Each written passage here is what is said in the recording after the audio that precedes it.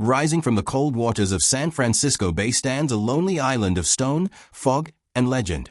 Alcatraz, the most haunting prison in American history. Known simply as the Rock, Alcatraz has long captured the imagination of visitors, historians, and mystery seekers. Today, decades after its closure, it remains a symbol of isolation, endurance, and unanswered questions.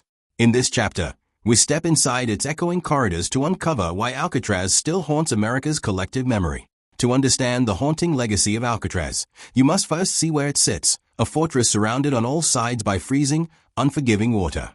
The bay currents are strong enough to drag even the strongest swimmers far off course. Fog blankets the island without warning, muffling sound and turning the prison into an eerie world of grays and silhouettes.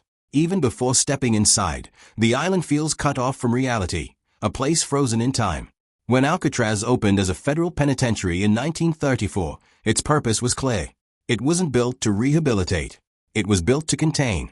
The United States government needed a place to isolate inmates considered too disruptive, too dangerous, or too escape-prone for ordinary prisons. Alcatraz became that place, a final stop where the rules of the mainland faded away. Life here meant silence, strict discipline, and a constant reminder that escape was nearly impossible. Walking into the main cell block, visitors today can still feel the weight of the atmosphere.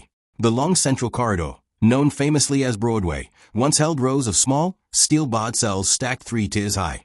Each cell measured only about 5 feet wide and 9 feet deep, barely enough room for a bed, a small desk, and a sink. The space was simple, functional, and unforgiving. In the stillness, you can almost hear the faint clatter of metal doors and the murmurs of men who once lived here.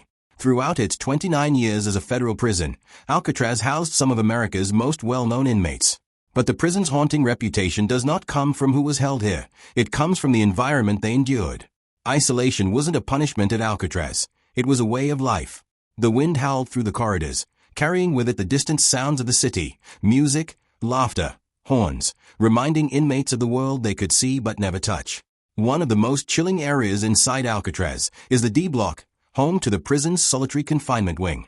These cells were darker, colder, and far quieter than the rest. Prisoners in these rooms spent most hours in complete isolation, their only company the echo of their own breathing. Some spent days or weeks in near darkness, with nothing but their thoughts to occupy them. Former inmates later described D Block as a place where time felt distorted, where silence pressed down like a weight. Despite being free of physical harm, the psychological impact was profound. That lingering emotional tension gives D Block its unsettling energy even today.